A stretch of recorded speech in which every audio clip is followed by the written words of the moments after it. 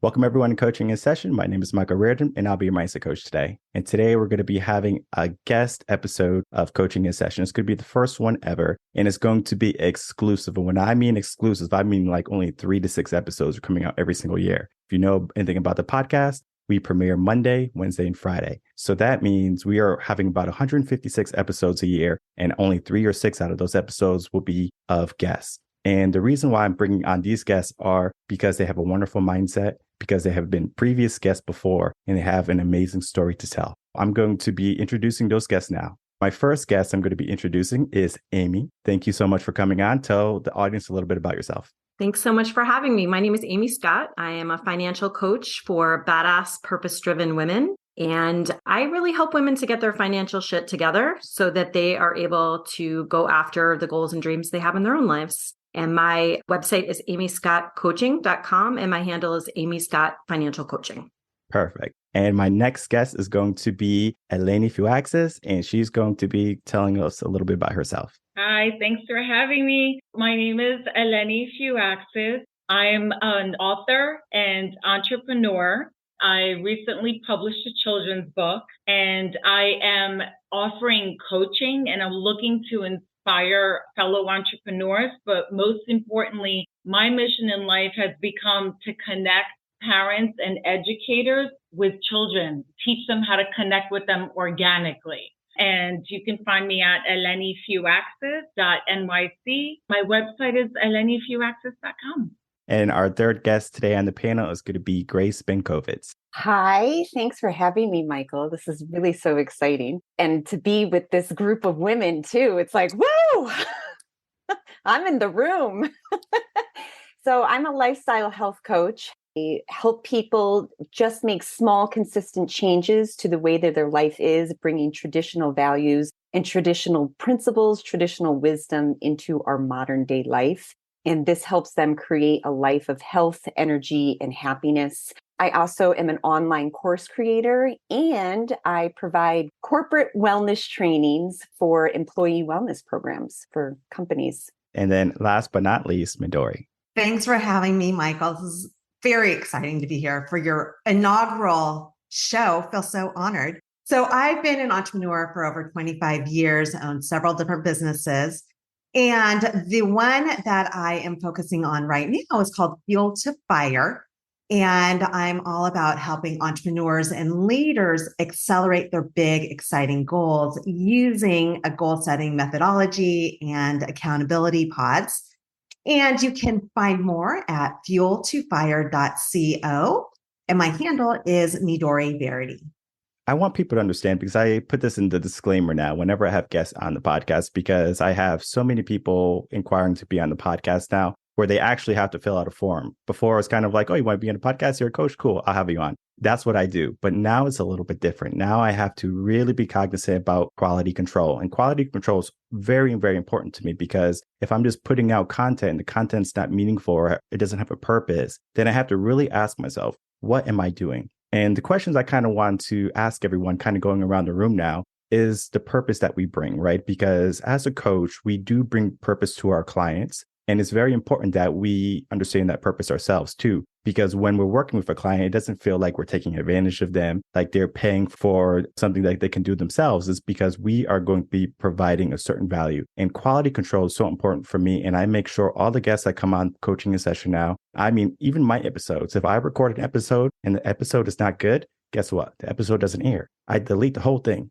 and I redo it. Quality control is very important to me. And these ladies here, quality control, quality, they are quality. And that's why I have them on. And we're going to be starting with Amy. And she's going to talk about her coaching, talking about her business and how she has quality control in there. Never quite heard it come from that perspective, Michael. I like that.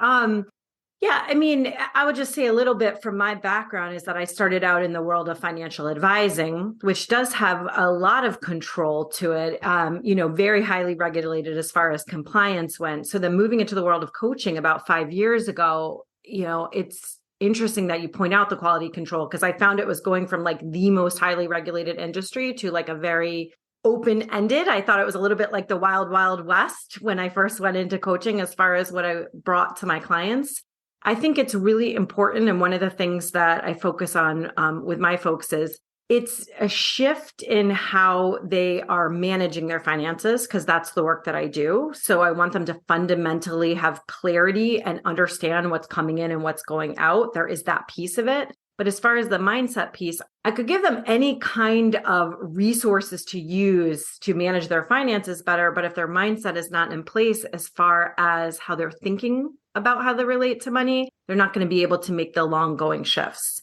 It's the shifts over time that they want to make. So I guess as far as that quality control piece, I just make sure when I talk with anyone and doing a consult that, am I the person who's uniquely suited to help them with the problems they're experiencing? Because I think a lot of times we say yes to clients because of maybe we think we can help, or the money's dangled in front of us, or we're hopeful. And I'm constantly asking that question of, am I the person who's uniquely suited to solve this problem? Or is there someone I could send them to that would be more uniquely suited and provide them better quality than I can provide? So I think I'll leave it at that. Mm-hmm. I do the same thing. I think I turned 2 clients down this past week because I wasn't the right fit. And actually what I do in coaching a session is if I know a client or if I have a guest that is maybe a fitness instructor or something like that, and someone's looking for fitness and I can't help them in that area, I would actually recommend them to that person. So that's what I do to make sure that I'm also providing value to the coaches that I have on as guests. And then, of course, for that individual who's looking for coaching. Eleni, what about you? What is your purpose? Yeah, I just want to stop and say, wow. Okay, can I just have a wow moment, Michael? Because I'm not surprised that I'm in the company of these ladies, and I'm not surprised that you said that, because I just want to state that very few people do that, especially when you're trying to run the business and keep it going and make ends meet and get out of the red. Very few people are turning away clients and business. So kudos to you and the fellow guests for doing that. I love that you're setting the bar so high. So what I love to do for quality control is a lot of what Amy actually just said, which is starting with, am I going to add value? What am I bringing? Can I serve? And I do this, a lot of what I'm doing right now is author visits and going out to schools and dealing with educators and administrators and principals. And what I want to do is I explain to them that the service and the value I'm bringing, I'm not reading a book. Anybody could pick up a book and read to a child. I'm teaching you how to connect with them. I'm promoting social emotional learning. I want to create an experience that is so unique for these children that they're going to be impacted for the rest of their lives. They will remember, I met this author. She spoke truth into me. She spoke power. She spoke inspiration. I want it to be a unique, life-changing experience. That doesn't happen every day. So I take that with me if I'm on a podcast, if I'm walking into a school, if I'm working with a client. I want to bring an experience that is so unique that it can only be from Eleni.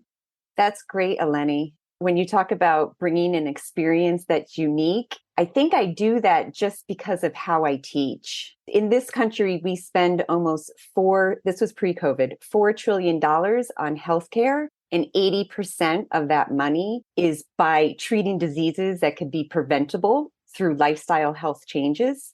I bring people a different experience because normally they're told, don't eat fat, don't eat meat, don't eat this, and I actually eat a lot of animal products, but only high quality animal products.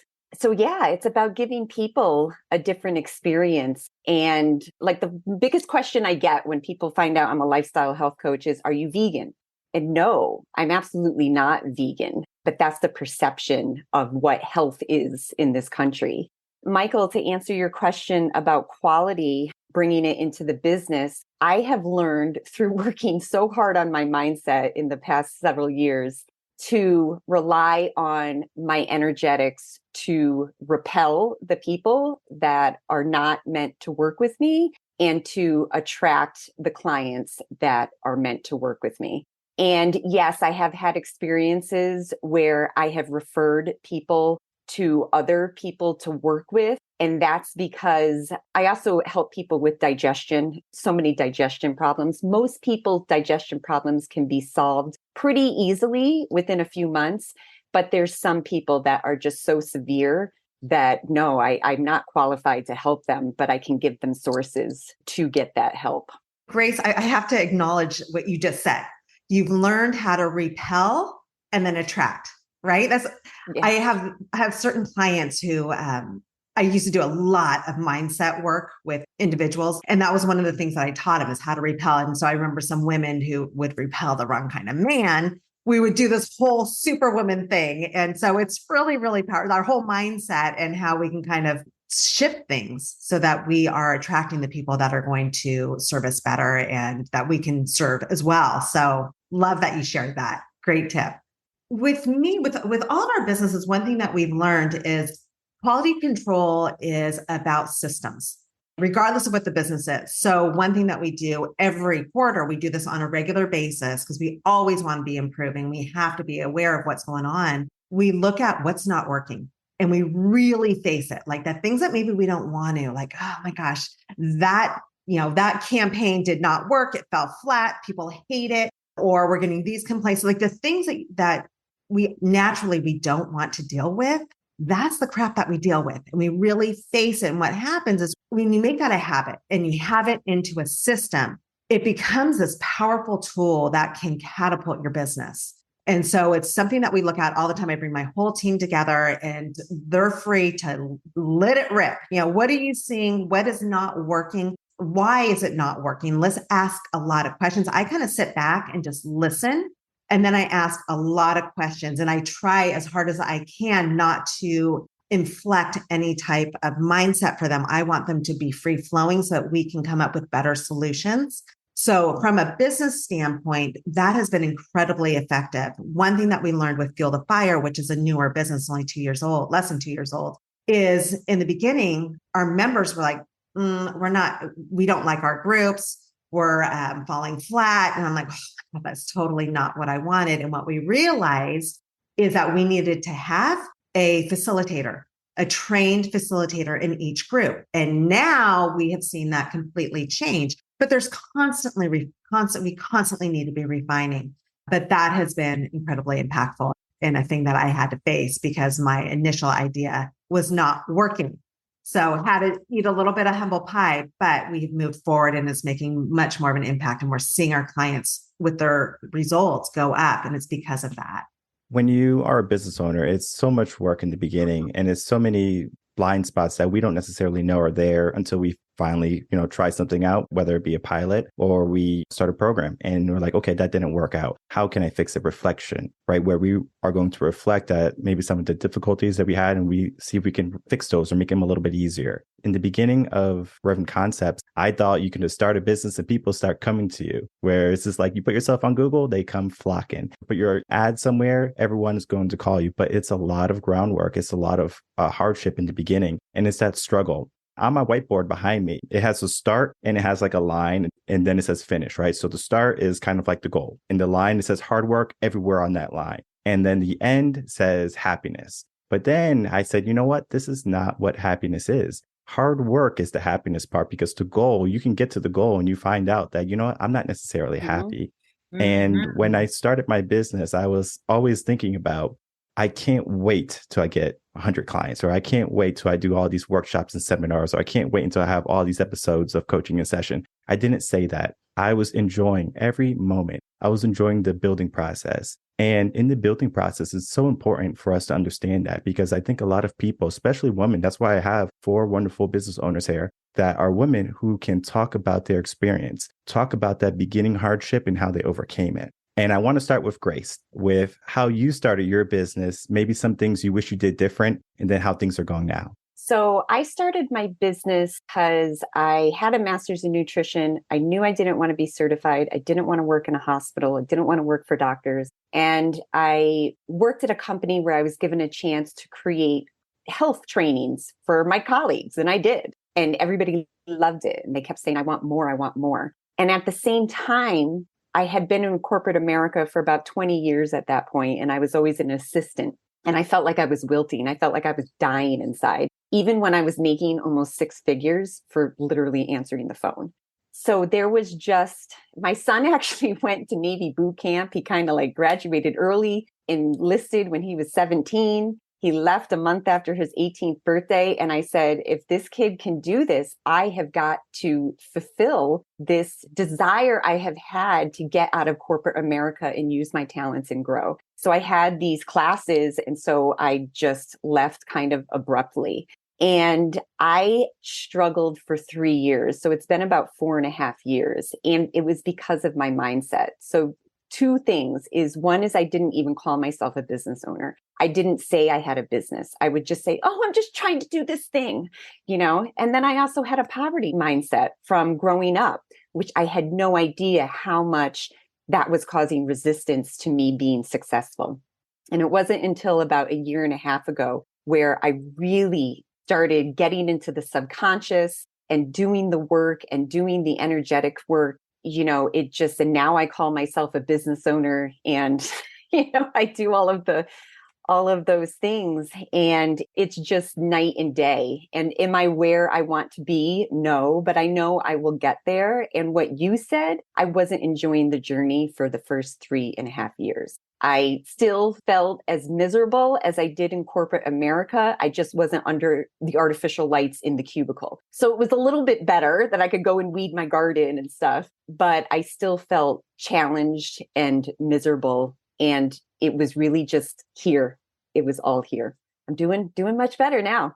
Grace, you just wrapped up so much in what you just talked about, because that's something that I hear. I talk with hundreds of entrepreneurs, and I have for years. And the mindset is such a big part in playing small. We protect ourselves, right? Because we don't want to be ridiculed. We don't want to be shamed. All of that, all these fears that go through our head. So the fact that you recognize it is massive. There's a book that I'm going to recommend for anyone who's listening. It's just an incredible book. It's by Gay Hendricks called The Big Leap.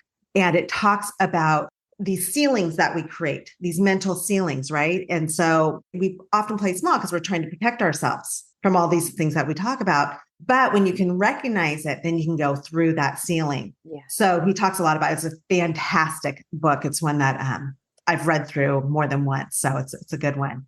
But I believe the question, I just want to get back and make sure I'm answering the right question. So Michael, you said, how do we start our business? Was that right? Okay. Yes. And then the challenges that you were facing in the beginning. Oh my gosh, challenges. You kidding? I can go on for days with that. But this business that I create, I'm just going to talk about that because that's what I'm doing right now. When I started with a business partner, and I was really excited because I started this during the pandemic. And this is one thing from owning businesses for so many years is that you've owned a business for a long time. You get punched in the gut, you get knocked out in the knees often. It's just part of it, right? And then you just build up this resilience muscle. But part of that, those experiences have taught me to look for opportunities. So when the pandemic hit, our business that was bringing in the majority of our funding is an event business, and we service Silicon Valley. That dried up overnight. And all of a sudden we're like, okay, how are we going to pay our bills? This is a problem. And I thought about, okay, I'm not the only one who's having this who's going through this, but there's a lot of entrepreneurs who are scared to death.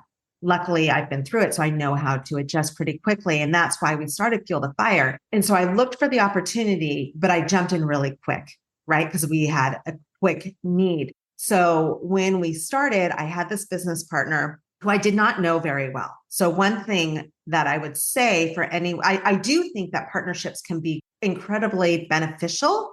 However, make sure you know the person well. Make sure, I would also say have maybe a project that you work on first before you go full blown into a deeper partnership.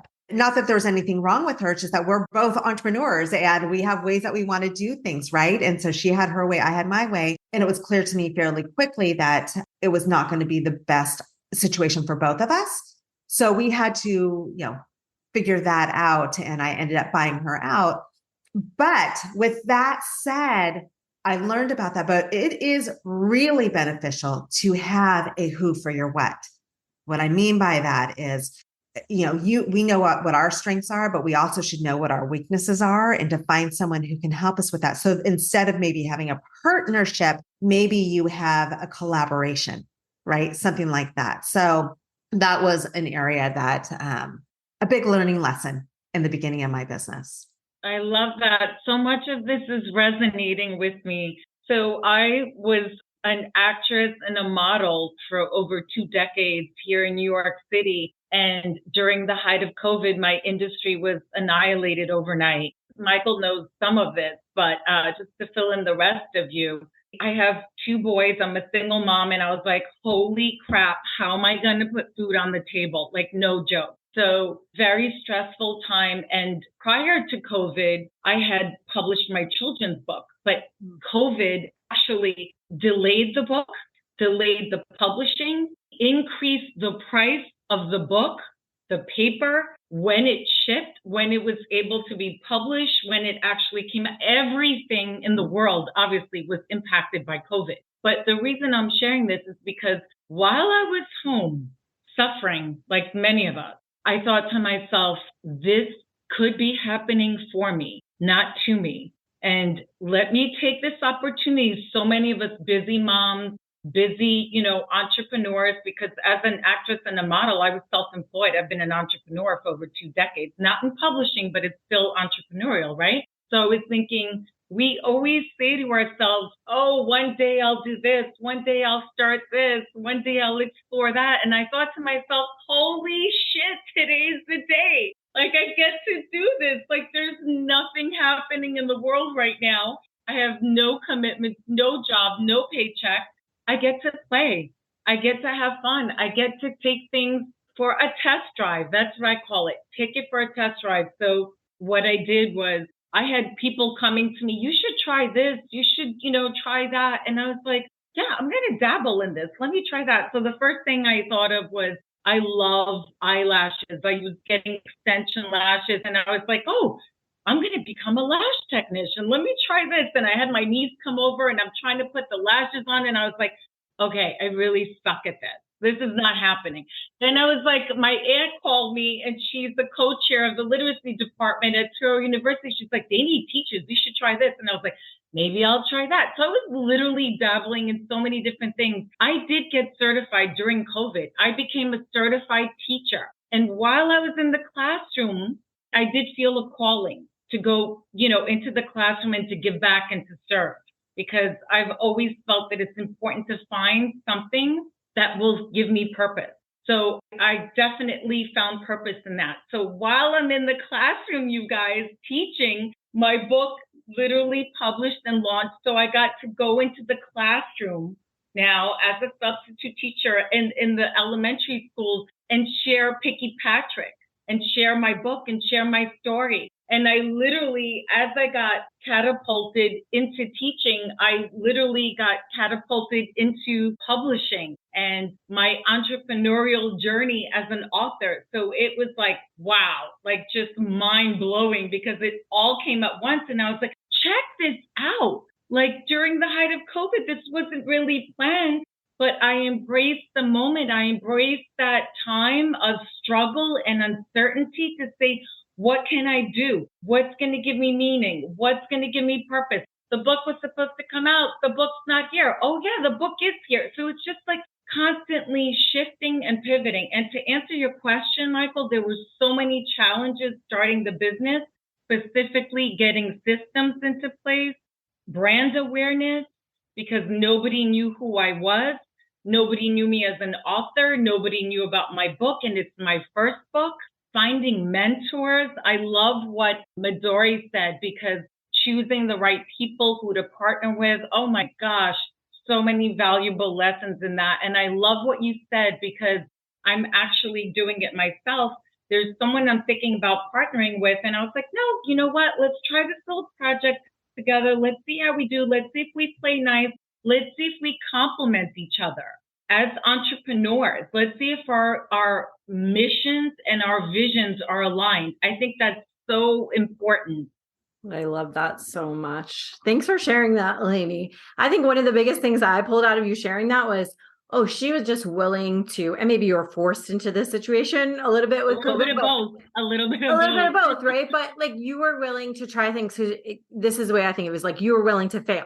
You weren't only doing the things that you knew. Like if you've been a model and actress for 20 years, you kind of like knew, I've built this muscle. I'm good at this. I know what to go in and do, right? Maybe you get the shot or not, but you have that confidence about that. But you were willing to be messy. and you're willing to fail. I cannot even imagine in a million years trying to put eyelashes on someone. That would not be something. I would have said fail before. They were falling off. Trust me. It's the reason I'm not doing that.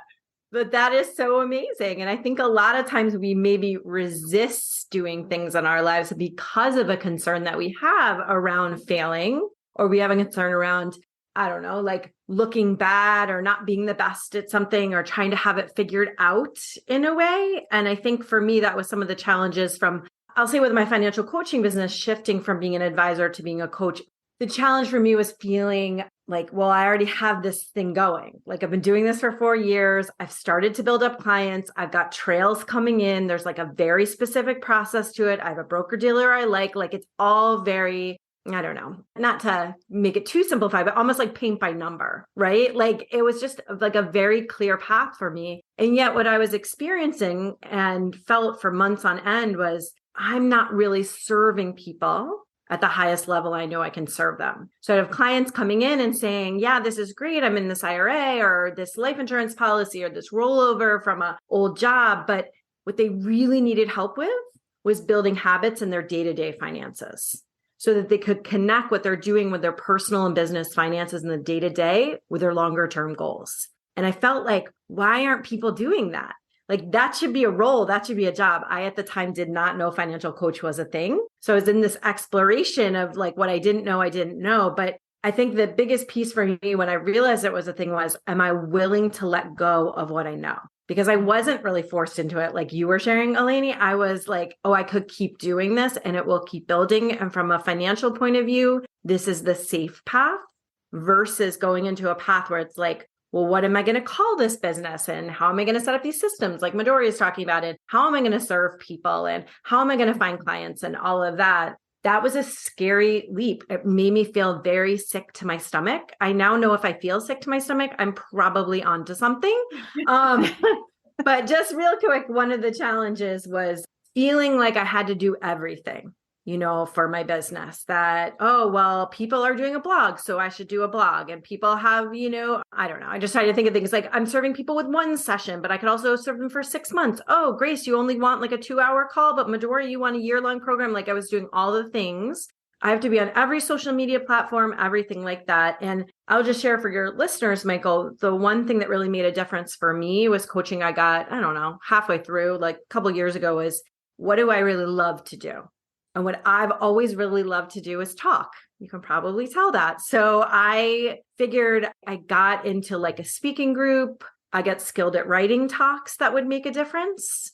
And then I started to be on podcasts. And then I started to give during COVID, like on a lot of webinars and online talks and visiting masterminds and things like that. And just talking to women about money was so much more fun than what I was trying to do because I thought I should as a business owner. And that led to these type of relationships that have built my business organically. So I just encourage people, like, you don't have to do all the things. If you're a great writer and you love to write, then great, do that. Once I figured out, oh, there's so many ways that I can talk. How do I build my business through talking? And that's made a difference.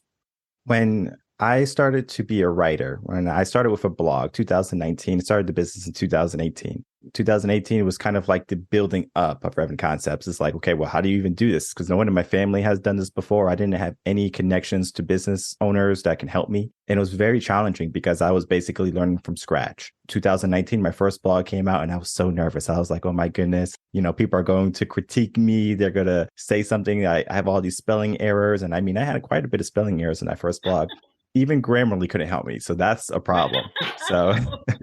So going on, I started to get more confident and I found kind of like a mindset hack, I guess you can say. I learned how I operate, and you are completely right. When you need a team, I'm really good at finding team members for me. So when I need a social media manager, I go out and I hire one. I'm looking for an executive assistant right now, and there's always a new one. So I'm in that process. I'll interview 13 people and I'll pick the best one, and then I'll have backups. So that's the way I do it. But I found a team to help me because I love writing. I love doing podcasts. I like doing videos, and I like working with people as a coach. I do what I love, and I don't really necessarily love the video editing part, but I'm really good at it. So I will do it because it's very artistic, I found, because when you are editing a video, it's kind of like magic. It's similar to photography where you take a photo and that photo can mean something to you where someone else might look at it. It's similar to art in a gallery. You look at art and you're like, what does this mean to me? And right now we're in a magical time, 2023, January. In January, many people are going to be coming up with this idea of, I have a New Year's resolution and I want to really make a difference in my life. So they're going to be giving themselves goals. They're going to be giving themselves these ideas, maybe even starting a business. And I know many women right now are getting into that mindset of, I'm going to start a business.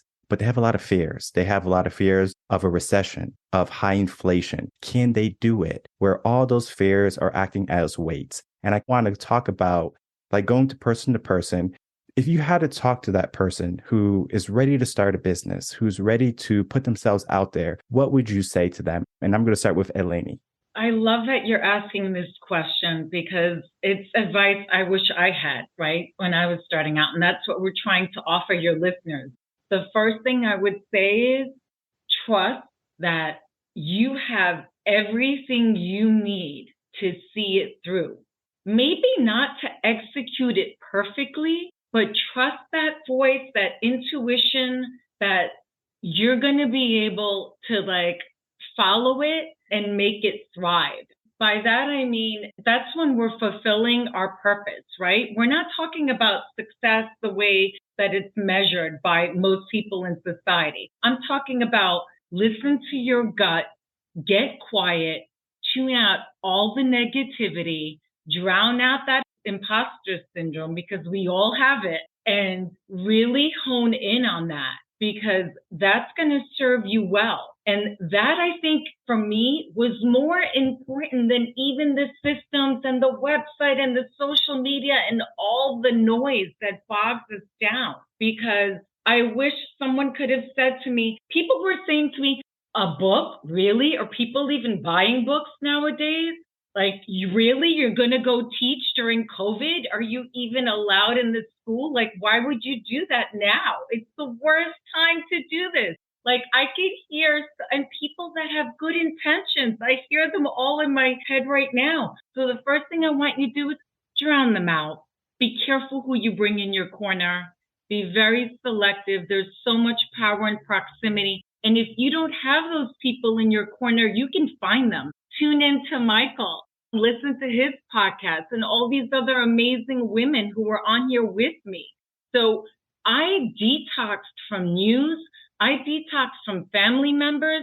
I did digital detox. I had my kids at one point say, Mom, you need to turn on the television. Do you even know what's going on in the world? And I was like, listen, there's a reason I'm doing all of this. And I did it to get my certifications done. I got 3 certifications done during COVID. And then I realized it was serving me well. And then I just kept maintaining that because I realized that I was being more effective and that I was able to give more and perform better when I was tuning out, whether it's a radio program or someone who doesn't believe in you or other negative, sometimes they're your own partners or family members. You need to tune it all out and know and trust in yourself. And all you need is within you. I promise you. I love how you said to tune out family members. That's so hit home for me because when I decided to leave corporate America and start my own business, my mother about fainted. I remember she said to me, so are you unemployed yet? And I said, it's called self-employment, Mom. Yeah, and not unemployment. Yes, it wasn't unemployment. And I had to drown her out because there was this desire within me. I knew I was meant for more than answering the phone and creating documents and making travel arrangements for other people. And yes, you have to trust in yourself and you have to believe in yourself. And there's going to be so many people who love you, who are going to be negative, but it's only because they're afraid. They're afraid for you. They know you can do it, but they're also, it's something just like Michael said, no one in my family had run a business either. It was brand new. And some advice that I would give to women starting out their own business would be produce to publish, not for perfection. So I know, Michael, you mentioned earlier that, you're very particular about the content you put out, but you've also been doing it for 4 or 5 years. I think when people start out, which was myself too, you think you have to have a perfect post and you have to have likes and you have to have comments, but I can't tell you how many times I, email my list and I put a post out and there's no comments, there's no likes, but I see people out in my community and they talk to me about what I produced. And if I waited for it to be perfect, I would have never done anything. I'd still be answering the phone as an assistant. And also one more thing is, which I had to learn too, is keep going. So whether you succeed, whether you fail, you have to keep going. And that was something that was, I had to learn. So right away I was successful, but I didn't really know why. Clients just came to me and I was like, I have no clue what I did. So I kind of froze, I would work with them and then I froze. I would put out a program, nobody would buy it. It would be a failure. I would freeze. And so I've learned, especially this year, just keep going, keep, stringing those pearls. Can I just add, I just want to say, Grace, you can have your mom call my mom and they can commiserate together. I just wanted to add that I launched this incredible course that only one person enrolled for, and it was supposed to be weekend long. I spent so much quality time with this gentleman. He's my new best friend. I did the course exactly as was intended the entire weekend to one person. I love what you said. Keep going. Yep. The resilience, right? We build up that muscle as entrepreneurs. It's kind of like you have to, it's an entrepreneur mindset. Mm-hmm. It's part of it. You're going to get knocked out. I'm surprised I have any teeth left from all the times I've been knocked out. And then you were talking about both Eleni and Grace. You're talking about, the people that are around you, the people who've raised you, the people who love you, but are more risk averse. My dad was a teacher and he grew up during the Depression. And so he thinks I'm absolutely out of my mind, but I've been doing this for so long. And so I think he just kind of learned to just let me go. But it's all about a mindset, right? It's such the foundation of it. Yes, it is the mindset. And you have to be really practical when you're starting a business because it can cost you a shit ton of money and time. So when we're starting a business, we're really excited, right? It's in a field usually that lights us up, that we may be really good at. We may have been in our corporate job and we are excellent at teaching or writing or numbers or whatever it is. But you got to remove yourself from that and you have to test the shit out of it.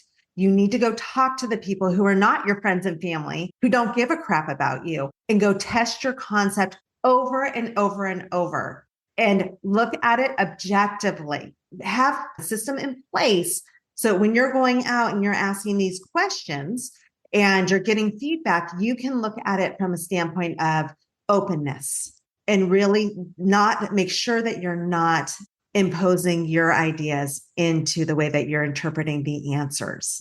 That's the critical first step. I see so many people start business and like, I know it's going to be great because it's changed my life. Okay, so it changed your life, but it might not change someone else's, or they may not care, right? So that's kind of the first step. Test the crap out of it. Test as much as you can and test with people who don't know you. Number 2, then you need to have a comprehensive system in place. Because what I don't remember who mentioned it. I think it was you, Amy, where you came out and you're like, I felt like I needed to be on every platform and I needed to do everything. I need to have, the week-long program and I need to have the year-long program, all this stuff, and we get overwhelmed. And then we create a lot of mess. So have a system in place that is step by step so that you're not finding yourself overwhelmed and that you're going in a systematic way so that when you launch your marketing campaign, it is based on a consistent, clear, well thought out message that goes throughout everything else. Your branding is in place, your message, your tagline, that is all comprehensive and you're not jumping ahead, right? And then also you get to, Amy, going back to you talked about, you realized oh my gosh, I shouldn't be doing all these different things. I'm really good at talking. That's called your zone of genius. What are you really good at? And what do you love to do? What makes your heart sing, right? And Michael, you talked about this too. Oh, awesome. Figure that out and then go magnify that with what you do. I love that. I feel like it's like a combination of the two here, right? Like be willing to be messy. And then as you're going forward, I am a practical person. So one of the things I'm going to say is know your numbers. To your point, Midori, is like go out and test things, but also know like, I will usually talk about it with my clients when they're talking about starting a business or building their business. How much money are you willing to put from your personal pot into the business? And maybe don't just be throwing it in, but have a plan for that so that you have the sense of it's an investment. This is what, it's part of the bigger financial picture. But someone said to me soon into my business when I was feeling like, well, maybe this isn't going to work out. Maybe this isn't the best path for me. Maybe I should go back to advising, or I'm not getting the clients I want to get or the traction. A coach asked me, well, how long are you willing to do this and not have the results that you feel like you should be having or that you think you should be having? And it was a great question because I sat with it and I was like, oh, how long am I willing to do this? Right. And of course, the answer was as long as I have to, because I love what I do. And then this is the impact. Now, that may not be everyone's answer, but for me, it was really motivating to get. I could stop looking at it through the lens of, well, if I don't make this and I don't have this success, or if it doesn't look this way, that I'm going to do this for as long as it takes, because this is the impact I feel like the contribution I'm here to make on the planet, right? And a book that really helped me, I love Big Leap, Zone of Genius, huge. But I also really enjoyed reading Atomic Habits by James Clear, and helped me a lot with that because he talked about like the identity of X person, right? Of this, like, what are the habits of someone who has this identity? And it helped me to really look through for myself and with my clients with challenges, like what are the habits that someone that I want to model myself after, especially listening to you, Midori, and all these systems you have in place, the way you're looking at things and trying them out and all that. Like, I mean, it has me think a little bit like, oh, well, where are some of the ways I could tighten up in my business? Like, that's a particular identity. What are the habits that you have in place because of having that identity? Right. So that book really helps me to think through the lens of like, what do we shift first? It isn't always the practical steps. It's what are the actions that someone who has X identity, whether it be an athlete or a successful business owner, or a successful model or something like that. What are those habits that they have as part of their day to day? What identity do I want? And what habits do I need to take on for that? You said some really great things there. One being your coach gave you like a question that was really empowering. I'm going to talk on that in a second. And then the second is just looking at the whole aspect of looking at the group and learning from the group, right? So it's kind of like a mastermind group, this coaching a session, because we have 5 coaches talking about different experiences and giving their take per se, right? And giving their input, because we're not really family with anyone, but at the same time, we can treat each other like family. We can want people to be successful. I want to see every single one of you succeed. For me, it's like, if I can help you, let me know how I can help you. That is what I want, because I know my mission in life and the whole idea behind Reven Concepts. I want to help 2 billion people. I can't do it by myself. I already know I can't do it by myself. That's a lot of people. I know I can create a ripple effect. How do I create the ripple effect? And I did that with the podcast. And I still do it with the podcast, because when I started the podcast, I said, I'm only going to go up to episode 100. Who listens to episodes past 100? Because I listen to a podcast, listen to the first 70 episodes or something like that. And I go, I think I got a good understanding of what the podcast is. So then I was just thinking, how can I make my podcast a little bit different? And then make it so someone would want to listen to past episode 100, 200, 300. And so that's why I have different coaches on. We talk about different topics. You can listen to the same type of coach, like, for example, a mindset coach. I know Midori does a lot of mindset work. We can listen to her, and then I can have another mindset coach on, and it's a totally different conversation. And that is what I want to bring. I want to bring different conversations. And I know when we bring in all these minds, we get a different take, we get a different outlook. And one of the greatest questions I was ever asked from one of my mentors, he said, how much are you worth? And I did not know the answer. Ooh. I was like, how much am I worth? I'm thinking in my head, what can I be worth? And I said to him, I'm priceless. And he's like, no, that's not what I want. He's like, he wants a number. He wants a financial number. And so I was just thinking in my head, and I was like, I don't know, because a lot of people will say, oh, I'm worth $1 million because I know a lot of women that I've coached. I'll say, how much are you worth? I'm worth $1 million. Okay, well, tell me why you're worth $1 million. And I'm not saying that you're not worth $1 million. Just explain to me your value. And it was something that I had to work with my business coach on because I didn't know my value. And my value wasn't $1 million when I first started off. I started coaching. I was charging like $25 to $33 an hour. Now we're in the 100 mark right now. It's just because we have grown so much. But in the beginning, I had a very difficult time understanding my value. And I thought value was something that, oh, someone else looks at me. This is what is my perceived value, I thought. They see my car, they see my house, they see my stature. This is who I am. And I think that stops a lot of people from really driving in and starting a business and making changes in their life because they perceive their value as lower, or they perceive their value as actually too high. That's something so unattainable. And the subconscious mind does not like that, because if it's so unattainable, the subconscious mind is going to shut you down before you can take action because it's scary. And the scary part too is a lot of energy. It's going to take a lot of energy for change to happen. So what I want is to understand your value. And to ask you that same question, my mentor asked me, what is your value? And you can break it down any which way you want. And we're going to start with Midori. Oh, gosh. Okay. So value, I don't know that I think of a dollar value. What I think of is the value that I bring to a client, right? When they work with me, by the end, if it's a 6-month contract, what are they going to gain at the end? From working one-on-one with so many different people over the years, what I've seen that lights me up is when I can help them see their value. So not necessarily a dollar amount. And I'll just give an example. I've been working with this one woman who is a professor at Washington University. She has a PhD. When she first started working with me, she said, Midori, I've been a professor for so long. I'm not an entrepreneur. She was discounting that she has a PhD. I'm like, what?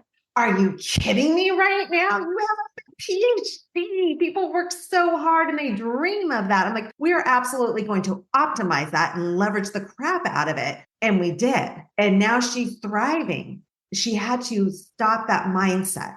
And the reason why she thought she didn't think much of it is because everyone around her had a PhD. It was not a big deal, right? Whereas that's not in my world. Not everyone around me has a PhD, and I know the value of it. And so we focused in on that. And so that's what I would say when we talk about value, is I feel like my value increases quite a bit when I can help others see theirs, because often they don't see it themselves.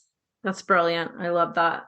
Yeah. And then it isn't, it's not quantifiable, because she goes on the rest of her life and what she creates. I mean, it's kind of impossible, Michael. I see what you're trying to do over there, but I think about it, I had a coach who asked me about not the same exact question, but essentially like around pricing, right? And I was saying, okay, well, I work in this 3-month, coaching program. I particularly like to work with people who do well financially, but they have a sense that they don't have a handle on where their money's going. And they have like a figure, a concern that they're going to be in the future and look back and say, where did all that money go? Right. And that feels that way month to month or year to year for them. Right. And so when I was looking at what is the value that I provide in those 3 months of creating clarity, creating confidence, peace of mind, systems, et cetera. And I particularly like to work with people who have debt, who, again, may be making 6 figures plus, sometimes much more than that, and yet they're still on this hamster wheel of debt. It's a habit that they haven't broken for themselves. So there is that over 3 months. Sometimes people will pay off $25,000 worth of debt. Well, there you go. Very tangible example.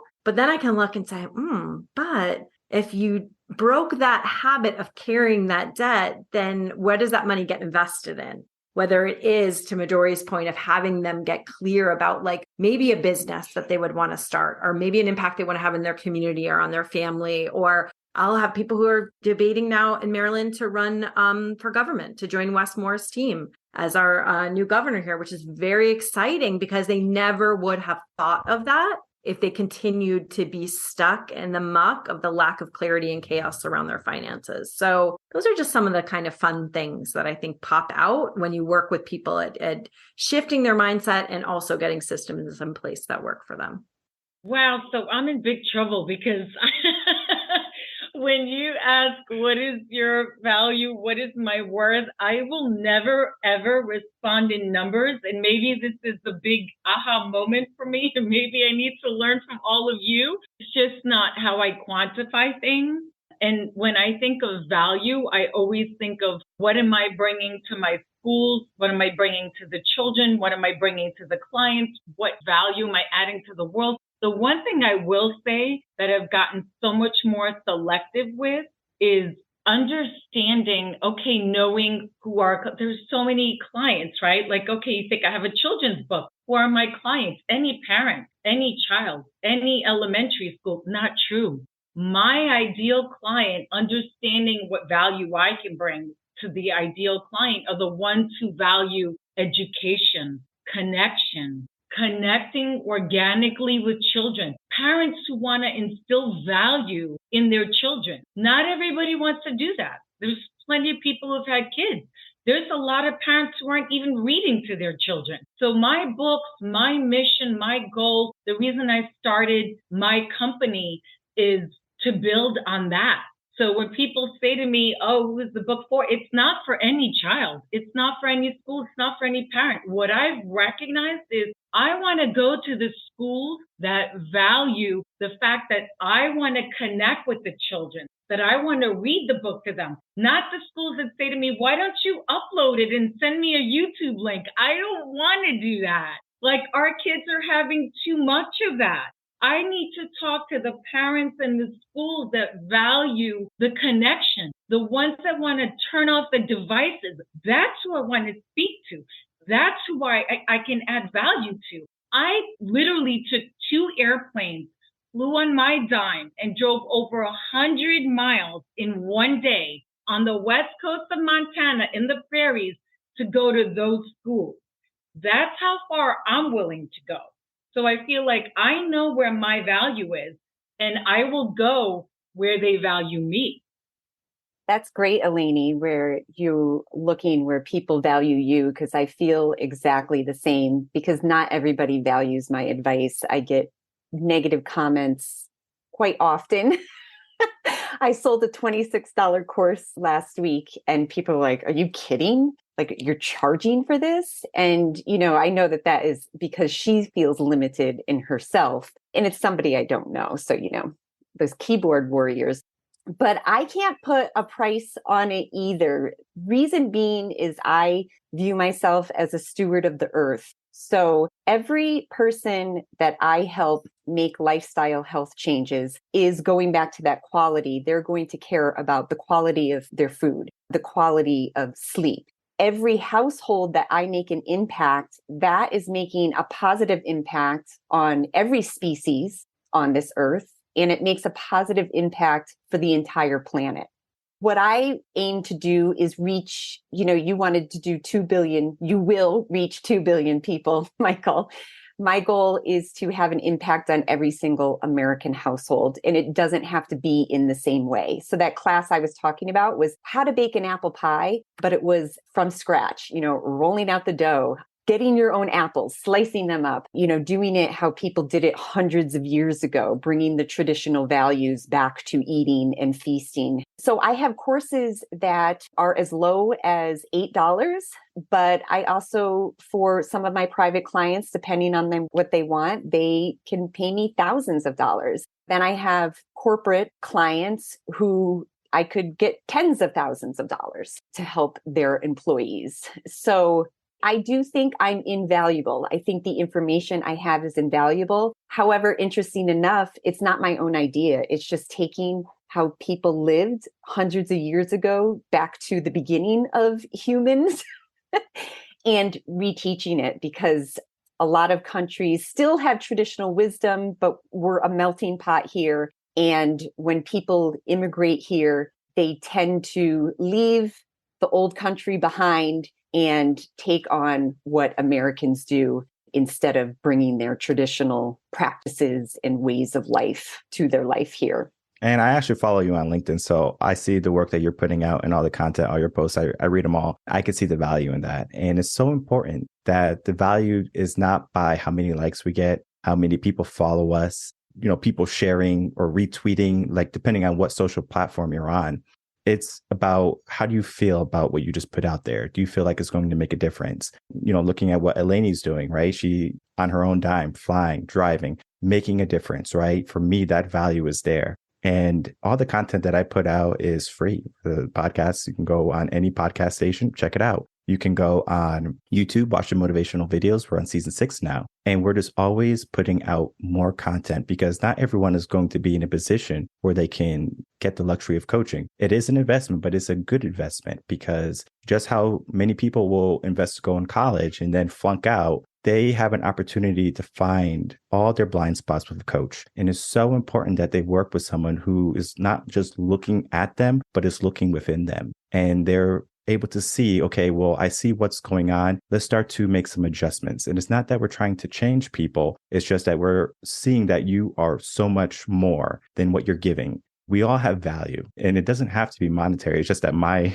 mentor at the time, he was one of the top executives at GM or something like that. So he was a head honcho guy making millions of dollars a year. So he wanted a number from me and I didn't have one at the time. And to this day, I have how much I charge, but the value that I bring to the world is. How can you put a number? How can you? You cannot. I'm sorry. I feel like, how can you put a number to that? And I'm asking myself as I'm listening to you, and I'm so sorry I'm interjecting. I'm curious if this was a male panel. I'm not with you excluded right now, Michael. The guests are all female. I wonder if it were men. I didn't hear any of us put a number value. And I really believe that if we were men, that it would be, the responses would have been totally different. I think that we have servants' hearts is what I'm trying to say. What I'm going to say is that the next panel is all men. So we will find out probably in a couple of months. Okay. So I'm going to listen and tune in. Yeah, I'm curious. That's going to be fun to see the difference. Yes. So there's actually a flow to how I set up the group sessions. So the ladies are leading off, and then we're going to have an all men panel, and then we're going to have a co-ed panel. And we're just going to kind of go off that. And that's like how I have it planned for the year already. And then from there, we might make some adjustments, add different mindsets, things like that. And then any previous guest can be on a group.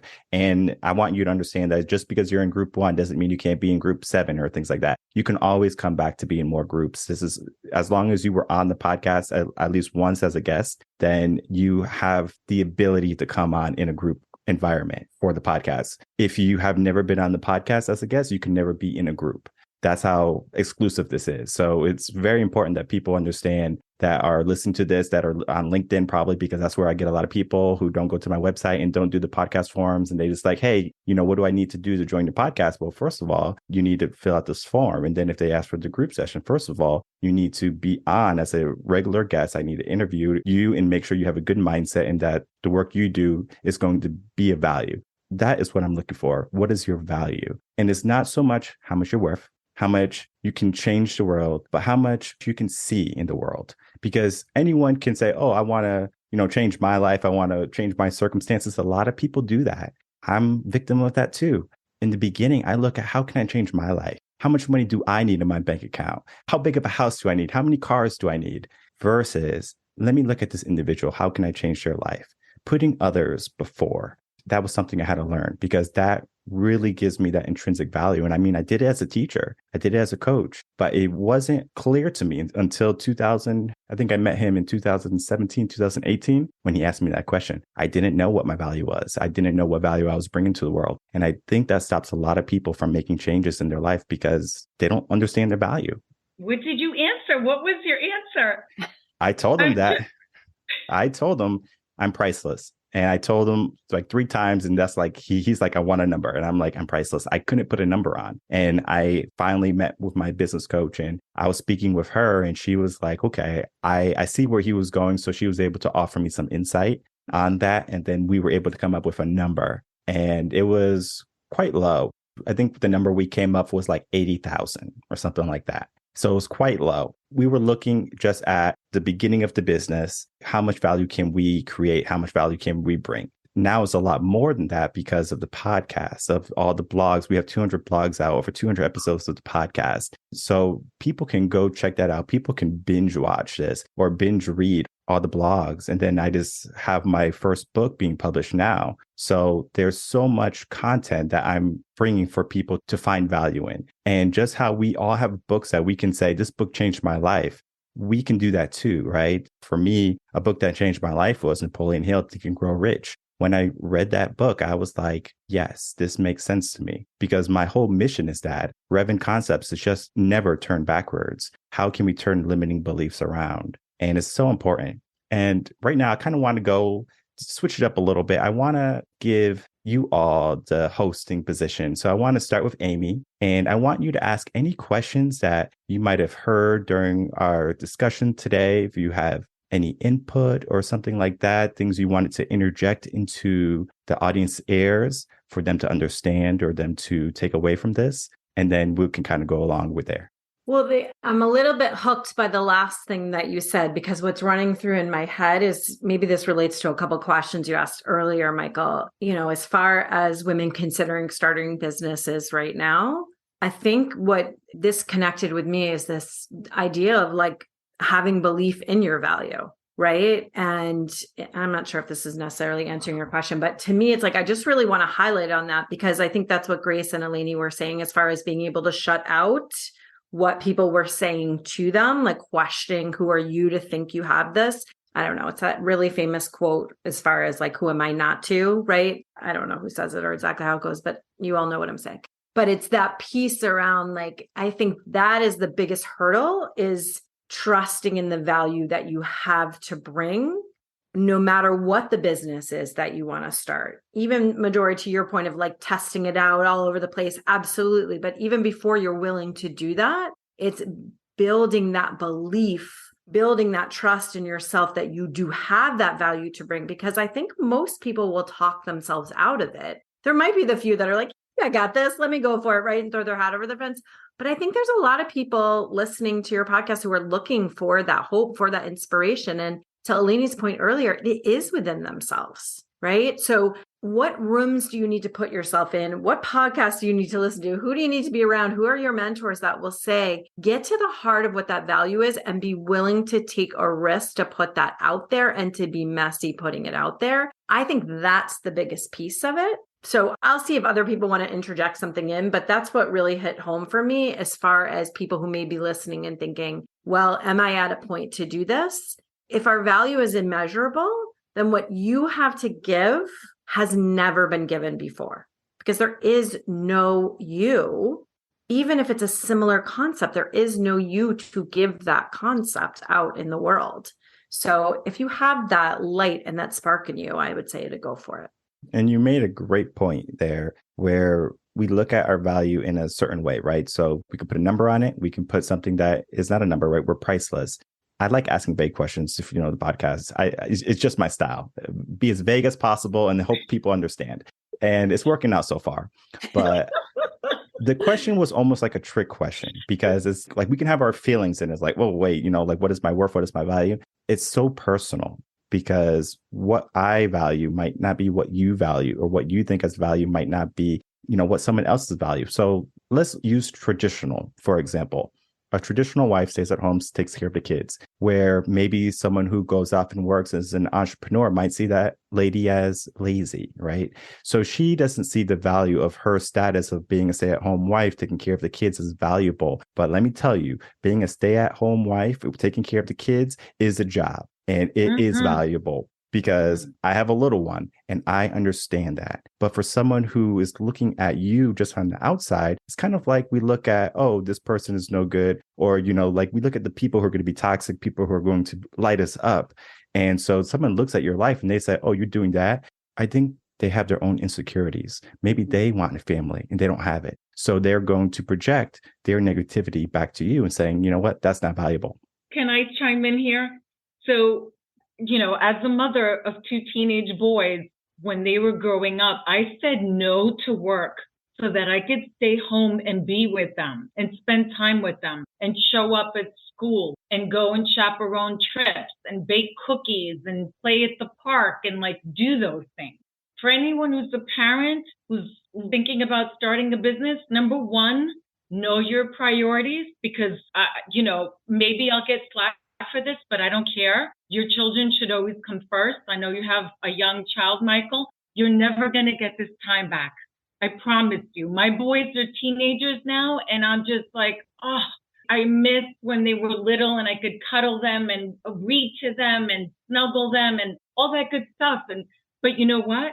I'm glad that when I had the opportunity, I said no to work. I said no to travel. I had the financial ability to do that, of course. I would never judge someone, and I'm not trying to judge. I'm just saying value, right? We're talking so much about value. Know what you value. I value being a mother before everything. You can't put a price on that. What you're giving your son, you can't put a price on that. I could sit there and say, okay, I'm going to stay home and raise my kids.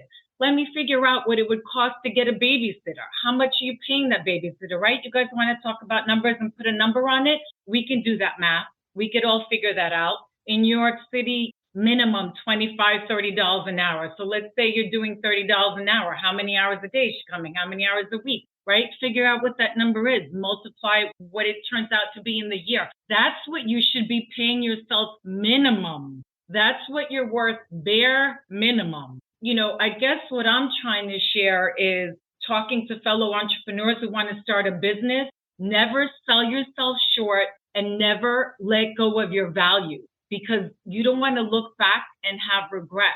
And, if you value, your children and being a mother, then figure out a way to do it so that you're not going to be gone. My kids play football, and I don't know why Tom Brady is screaming out to me right now, because here's a guy who's a legend, okay, and has children and went into retirement. I don't know if the ladies know, but he went into retirement, came out of retirement, went back into the game. Now, I'm not trying to knock him. I'm just saying, there's a time and a season for everything. And you don't want the business to take the place of the things that you can't put a price tag on, like your family, your health, your children. That should always take precedence, because you'll never get that back. And I'm realizing that now every day, you guys. I'm breathing it as an entrepreneur. I have had days where my kids are like, are you going to get off the computer? Are you going to eat? Are you coming out? Are you like, I'm checked out, and I need to stop and be like, I need to reevaluate. There's days where my boyfriend's like, how many hours are you going to put in? Like, what is the typical day? Like, there are no typical days. So where do you draw the line? And that's when I sit back and reevaluate. And I ask myself, is this serving me? Is it sucking me? And when I feel like I'm getting sucked dry, I'm like, I'm not serving. I'm like, I can't show up and give your audience value because I'm exhausted. And what I will say is, when the business is thriving, the house might get dirty. So what? Let it go. Get over it. If the weather's nice, go out and take a walk with your kids and get some fresh air and live your life. Because guess what? Tomorrow, it will all still be there. Well, not to be a downer, Eleni, but wait till they leave. It puts such a hole in your heart. And, I read like a few years ago, it was something like the job of the parent is to eventually parent yourself out of a job. And so when you do that, you're like, oh my gosh, like they're going out into the world and this is awesome. And they're just doing their thing. But it leaves like you lost your job, right? Now your relationship is going to change. You're always going to have that relationship, but they don't need you in the same way. So it kind of leaves a hole in your heart, and then you have to refill it. So not to be a downer about your kids.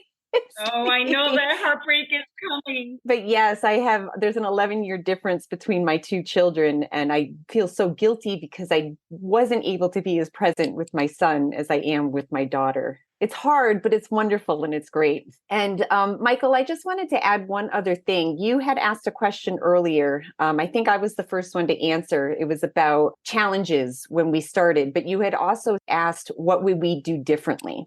That question I've actually thought about a lot this past summer, because I attained a goal that I had been working on for years. When I finally attained it, it was becoming part of a particular mastermind.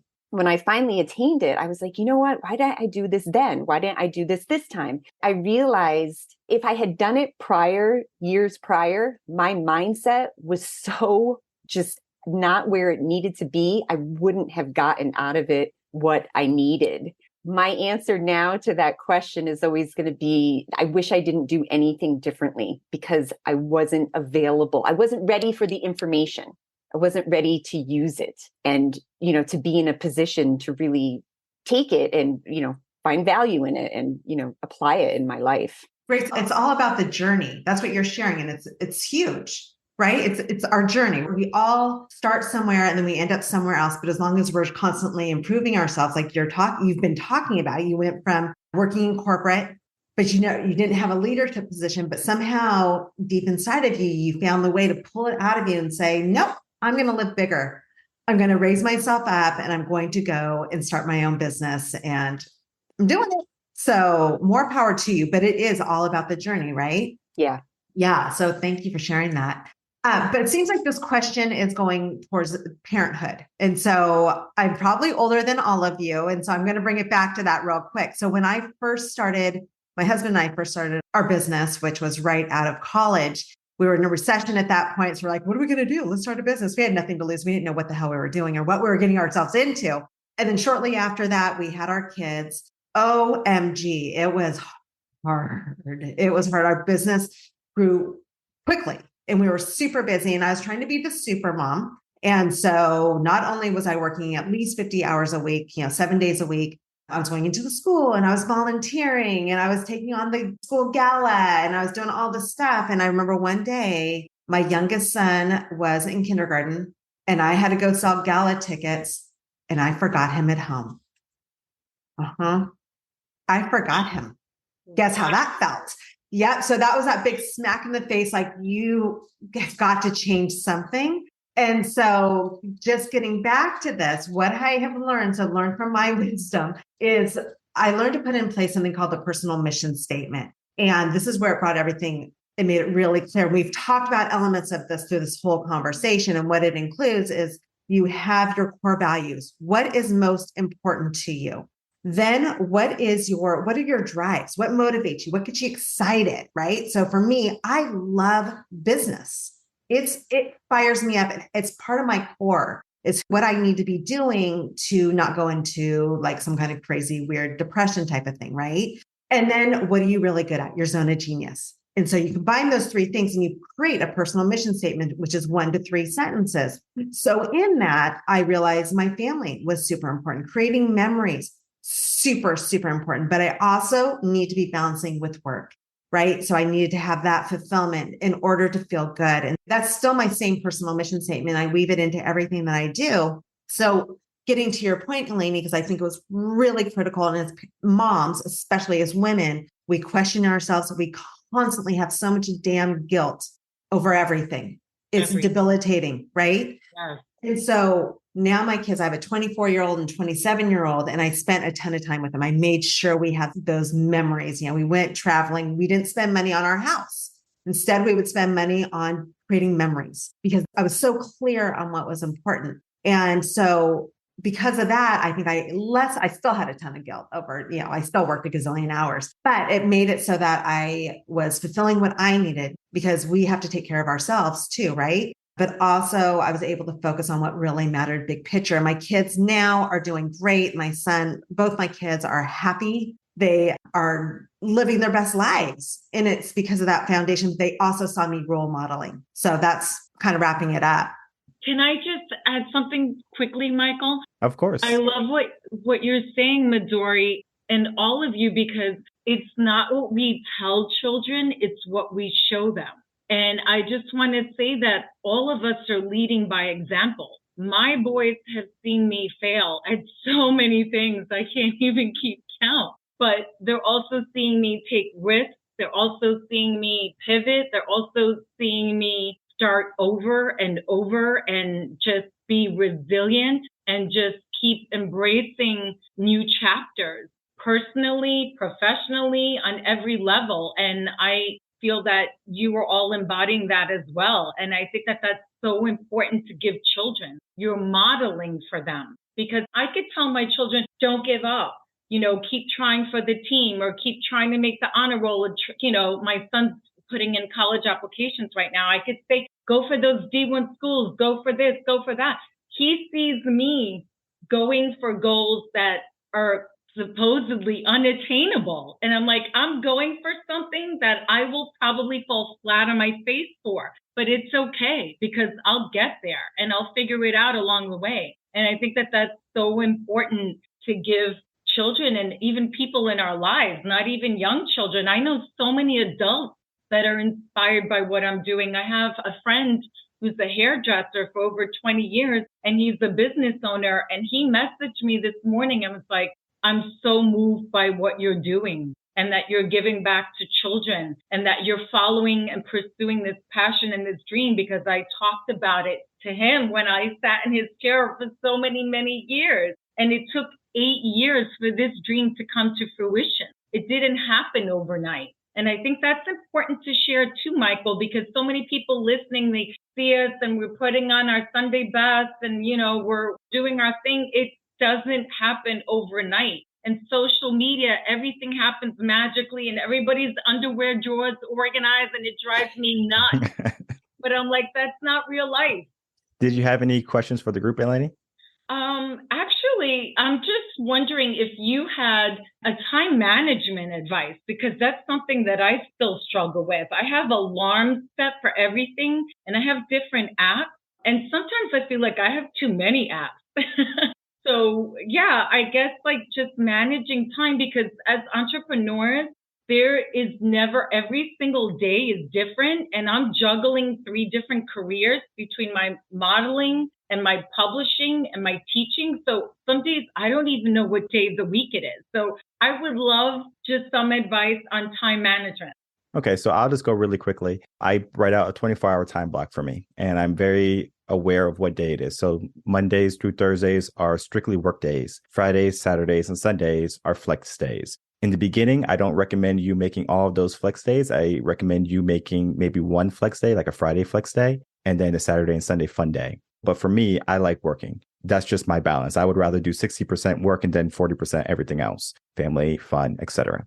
I write everything out. I know when I'm going to go to the gym, and I know when I'm going to go to work. I know when I have meetings, and everything is scheduled around my meetings, scheduled around my recordings. There's a certain time that people can come onto the podcast. That's it, right? So if they can't make it, then we can figure something out. If I can have some time in my flex days, but on the days that we do recordings, Tuesdays and Thursdays, they have to figure that out. And if they can't figure it out, then I look at my flex days. And the flex days are typically if I don't have any meetings that day, or if I have a spot in between meetings that I can put in a recording for someone that I want on the podcast. So I just understand my schedule really well, and I write it all down. I have the phone, Google Calendars is my friend. I have 2 apps I use. I use TickTick, and it's another one. That one. TickTick, not TikTok. Nope, TickTick. Okay, sorry. TickTick. And this is also going to be a TikTok clip. All right, so this could be a TikTok clip with the app TickTick. And then there's one other app. I forget the name of it. It's a scheduler app, and it basically tells you when you can work, when you're supposed to read, and it gives you reminders. And I'm going to give that to you. It's only Android though. So if you have Apple, love that. Yeah. So if you have Apple, it's not for Apple. It's only for Android. So it's a really good one. But if you have an Android phone, I'll remember it and I'm going to send it to you. But that's how I do it. Amy, how you do yours? Well, I love Google Calendar. So one of the things that I do, and I think Midori was talking about this earlier, just like looking at everything that's important in your life. I don't necessarily have a mission statement. So I like that. I'm pull that. Putting everything out and then saying like, okay, what are the most important things? And putting those into my calendar first. So time with family, time with my husband, time in my business, time to visit my aging parents, time to visit my husband's aging parents. We're smack in the middle of the sandwich generation. And we have 4 parents in the Baltimore area where we live. We're all over 80 now. So it's a real thing for a lot of us to just really see, like, to make sure that those things are in place. So we have like, inside Google Calendar, I have several different calendars that are different colors. So I have like an exercise calendar so I can see like, does purple show up at least 3 times this week? I also have speaking as a calendar. That was a big thing and without telling you about all my calendars, but putting a specific speaking calendar was helpful to me. because like I said earlier, I want to make sure I have opportunities to speak, and then I'm putting in at least 5 hours a week is my goal around speaking. So being on a podcast, working on a talk that I'm going to giving a live talk, visiting a mastermind and giving a talk, right? Like anything, or I'm working on a new talk, incorporating new concepts, whatever. I want to make sure that doesn't get to the end of the list. I also have I'm working on a certification right now around life coaching. So I have a certain amount of hours a week that I'm putting into education, but not letting that overtake my life, right? So that's how it works for me. And then I do see clients Tuesday through Friday. So if I need appointments on Monday, that's kind of my, I guess, your idea of a flex day. But a lot of that will be appointments or things that I may do with my kids that I wouldn't necessarily do on the other days. What topics do you speak on, and how do you find those opportunities? So I give a couple of different talks. One is 3 steps to turn your budget from surviving into thriving. So I talk to different groups of women. I talk to realtors. I talk in libraries. And I've done that, how I've gotten on podcasts using Podmatch, but I've also just pitched to podcasts. And then I've pitched to different companies to give talks to. I've given talks in a lot of different places, basically. But then I also talk specifically about our mindset around money and the blocks that we have to go from scarcity to abundance, specifically with business owners. I love hanging out with business owners who are don't really know their numbers, and they hide behind not knowing their numbers to not go from status, just getting by to actually kicking ass. They have really no idea about their numbers. I love hanging out in that space because some of it's mindset, but then I also am a financial nerd and some of it is about spreadsheets. Let's be real. So, but I'm happy to talk to you about that offline. I love that you put, and I'm going to put that in my pocket and use that you put down speaking as one of how many hours per week you want to shoot for. That's huge because that's how you're leveraging your brand and getting your name out there. So I'm going to share that with my members. So thank you for that. That's awesome. What I use is I like writing things down. I'm just a super nerd with this. And so I have a spreadsheet. I am so religious about this, and I have down exactly what I'm going to do. But one thing that has really helped, Eleni, is having a theme per day. I went through a program by Stephen Kotler. I don't know if you guys are familiar with him, but he is a peak performance kind of a guru. He's pretty well known. And he talks about chunking things. So what I've done is I chunk days. So in general, I know the days that I'm going to be open for talking with clients, or for doing promotion, or for being on podcasts. I have that theme based on what my goals are. I do it by quarters. What are my goals per quarter? What do I need to be focused on? And then I go even further and I chunk down time. And so I try to work in 90-minute chunks. I know for myself, that's kind of my sweet spot, but then I take a break so that I'm optimizing my time. So by the end of the day, I'm today was a kick-ass day. It's not always like that. There's a lot of days where I'm I don't know that I got everything done or that I even got anything done. But in general, that really helps to keep my mind focused so that I'm getting far more done in a shorter period of time. I love that. Thank you for sharing. You know what I realized, you guys? When I'm teaching, I was talking to this with a fellow educator. I feel like I actually get to eat and I get more of a break. I swear to God, despite the fact that it's insane and it's so busy and it's so hectic, because there's bells and you have to leave the class and you have to take lunch and you have to have a prep. And I'm trying to incorporate more bells in my day. And I'm maybe I need to do more of a teaching scheduled, and then it'll help me. Yeah, because some days I'm I didn't eat. Did I eat? Did I take my vitamins? I'm what is going on? I'm not that old. I can't be forgetting to eat. It's difficult in the beginning because you have to figure out what works for you. And then from there, you can make some adjustments. And no schedule is going to be perfect all the time. And you always have to be flexible, especially if you have a family, because you never know what can happen and you have to put the value somewhere different. I remember when my son was born, a month early, might I add, I had workshops, clients, everything, tens of thousands of dollars, lost it, had to give it all up. He was more important. I had to figure out what I needed to do. So things change. So sometimes your schedule is not going to happen and you just have to kind of move with it. The world is going to move you and you just have to sometimes move it, and sometimes you have to move the world. Grace, do you have any questions for us? I don't have questions, but Eleni, I'm in the same boat as you, is working on figuring out my schedule. But what is really helpful for me is meditating, also sleeping. So I go to bed early, I get up early where I have a few hours of nobody needs me. Also, I've been meditating for 12 years. So, I've had a lot of practice, but the days that I miss a meditation, it's like there's no focus and everything's scattered. And I feel like I'm running from here to there. But the days I meditate, which is most days, even if it's a hectic day, I can focus better. I can be productive. It just helps manage my day. I see a huge difference between the two. And then one last tip I have is that if I'm feeling stuck, instead of struggling, I usually go outside, take a walk, or just put whatever it is away. Usually when I'm meditating, the answer just comes to me. It's usually about software. I'm usually stuck on how to figure out something on a software. And yeah, it's really amazing. It just comes to me. And after my meditation, I'm like, okay, let's try it out. And it works. So those are my. Thank you for sharing that. That's the one thing I won't compromise on is the meditation. That's the only thing that keeps me sane. That's the only way I can juggle all these things and not lose myself is the meditation. I don't know a single entrepreneur, Michael, who does not meditate. I don't think it's a coincidence.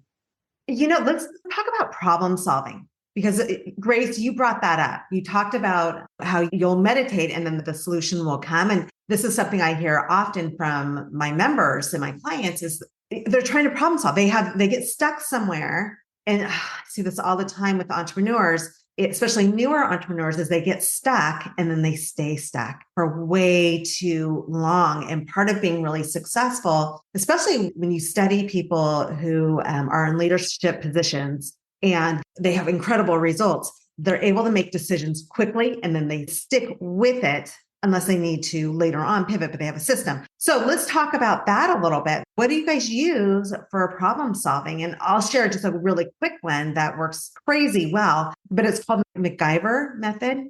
I don't know if you guys ever saw the show. I think I saw it once. Yeah. So it's based on him and how he would just do all these crazy things and he'd solve problems. But what you do is if you have a big problem, you just can't solve it. You took a walk and it didn't work, or you meditated and it just didn't work. What you do is you write it down. What's the problem I'm trying to solve? You fold it and you put it away. You don't think about it again. You put it in your nightstand or wherever, and then you come back the next day. And if it didn't come to you in the middle of the night, what you do is you take a journal or a piece of paper and you just start writing. And if it still is not coming out, write about anything, write a song, write anything. It doesn't matter. But what will happen after a few minutes is your subconscious starts kicking in and it will start coming up with solutions and it'll just start coming out of your pen. It's really kind of crazy, but it works. So that's my tip. But I think I'd love to hear what everyone else does too. For problem solving, I have a family text where my mom, my brother, my sister, and if I'm stuck on something, I'll just kind of throw it in the chat. And they kind of give me some fuel, I guess, to go off of and to get that brain moving. And I'm like, that's a good idea. That's a good idea. And then once I start to get some good ideas, I bring it to my team. So like my assistant, I'll say, hey, what do you think about these ideas? And then I can get more feedback and I kind of bounce it off those two systems there.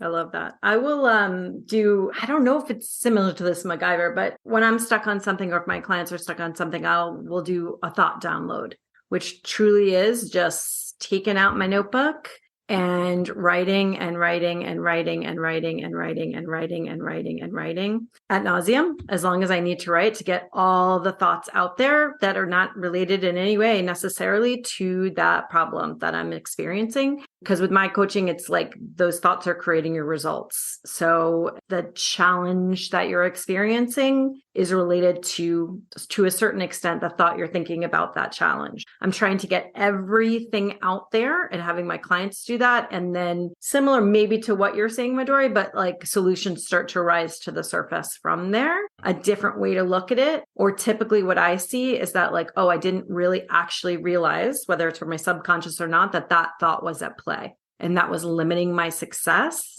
in this area. So I'm trying to bring some of those limiting beliefs and thoughts to the surface through that download. And that helps me. Mm-hmm. I did that in college. Nice. Just writing out until I couldn't write anymore. Yeah. Eleni? What I do is, I don't know, this might sound kind of crazy, but it's almost like talking to myself. I actually record myself, but what I do is I take myself out of the equation, because most of the times, like, I feel like when there's a problem, it's usually due to mindset and a limiting belief. So what I do is I take the problem and I give it to somebody else.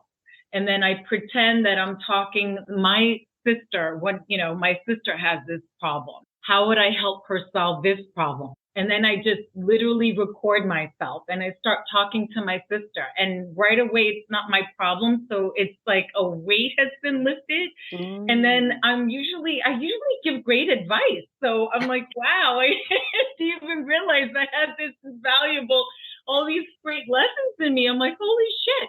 So I'm like, that's awesome. So I start talking to her. I'll record it. Sometimes I have it transcribed. I'm not even kidding. And then I'll just play it back and be like, wow, this is awesome. And I just pretend that I'm my own best friend and my own, because I can't always call my sister. I have 3 sisters and I usually reach out to like one sister in particular, but she has a job and she has a family and I can't always reach out to her. Doing that, like taking the problem, making it someone else's, and then on the sounding board, and then recording it, and then listening back usually gets me to a solution. That's really smart, Eleni. I never would have thought of that. But like I'm the person that a lot of people come to advice for. And so I have so few people that I ask advice for. So that sounds like something that can be very helpful to me. Aside from, mostly if I'm stuck, I put it away. And like I said, meditation helps the solution come. But also after I put it away, I try to move my body. So it doesn't have to be exercise. It could be washing the dishes. It could be vacuuming the floor. It could be weeding the garden, doing some yoga. I find the motion creates emotion. I think it's the same, it sounds, as when everybody's writing stuff. When you write it, you take it out of here and you put it on the paper and then it's gone out of here. And then you're getting rid of all that clogged up stuff so the solution can come. And it's kind of the same thing with motion. I just move my body. And, to be quite honest, sometimes I stay in the stuckness too. And then it's kind of like okay, then I got to get myself out of it. But I have to say that is something I'm totally working on, finding solutions to being stuck. Everything was very helpful. Thank you.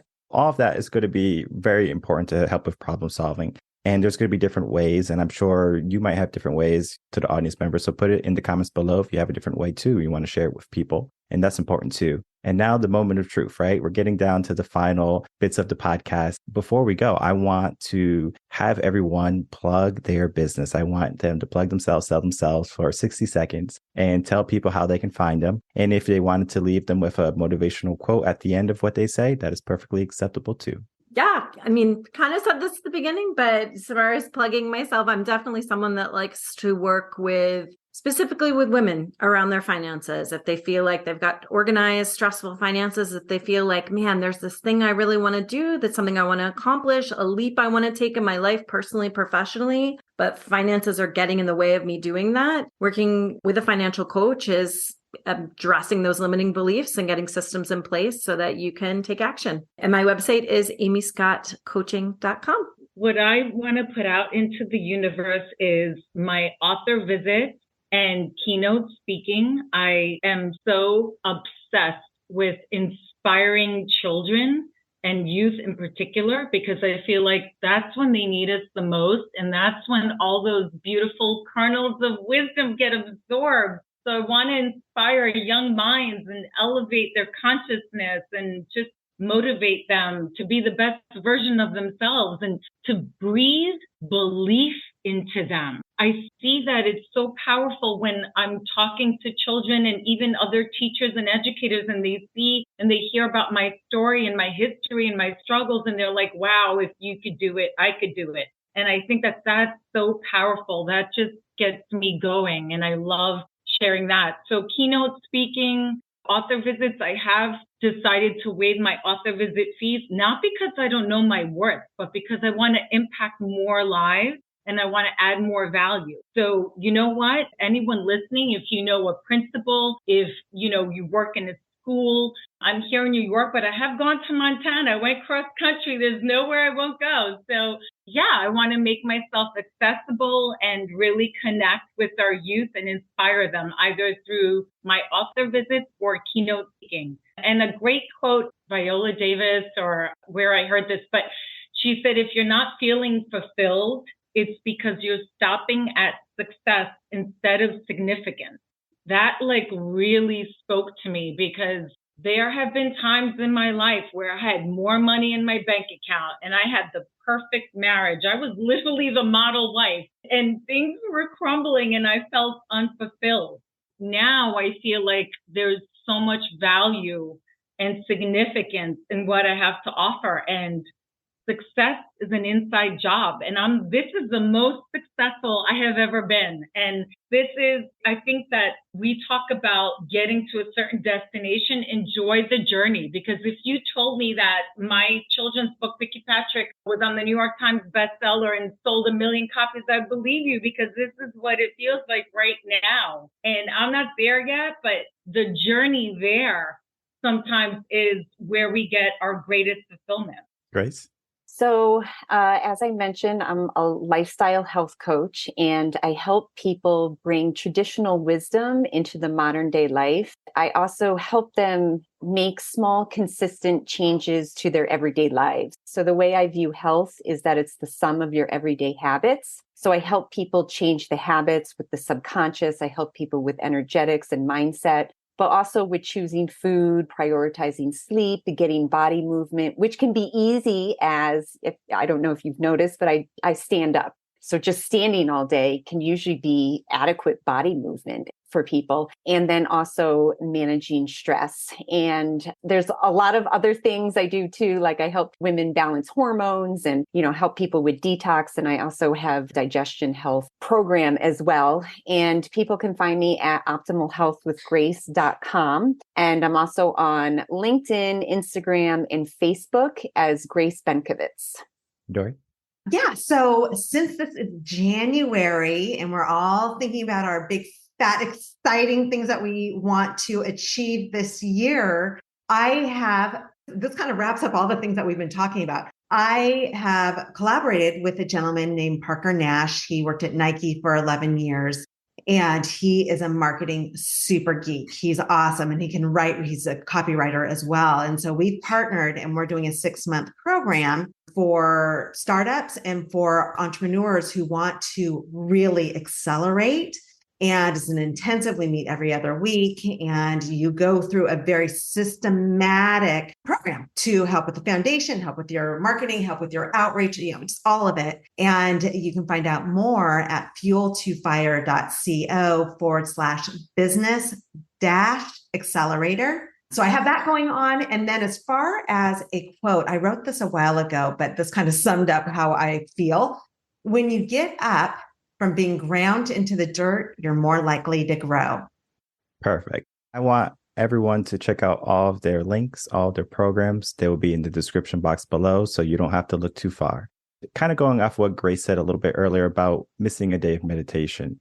It reminded me of a musician who talked about his practice habits. He says, if I miss a day, I notice. If I miss 2 days, my wife notices. If I miss 3 days, the world notices. This episode right here, I want you to listen to it maybe 2 times, maybe 3, depending on how often you want to listen to it. But listen to it more than once because you're going to find so many nuggets in our conversation. And you're going to pick different things up because depending on where you are mentally, you're going to pick things up. And we had so many valuable conversations in this group episode. So I want you to really dive deep into it and really dive deep into the businesses of these wonderful ladies because it is going to make an impact in the world. What they do is making an impact already. They are valuable. You just have to understand your value. I'd like to thank everyone for watching the first edition of the group session of Coaching in Session. And I want to thank my wonderful guests for being on. It's great conversations today. Thank you so much. Thanks for having us. Thank you. Congrats, Michael. Thank you. So cool. Thank you. Make sure to like, comment, subscribe, follow, do all those things that videos like, and to share this video with whomever who's maybe starting a business, who's getting ready to really dive deep into this year because we can make 2023 the best year yet. We just have to understand what we need in order to step into our power and to learn our value. My name is Michael Reardon. I'm a mindset coach. If you have any questions, you can email me, coachinginsession@gmail.com. You can check out my website, revenconcepts.com, and I will see everyone on the next episode, or maybe the next group episode of Coaching in Session. Until then, everyone, take care.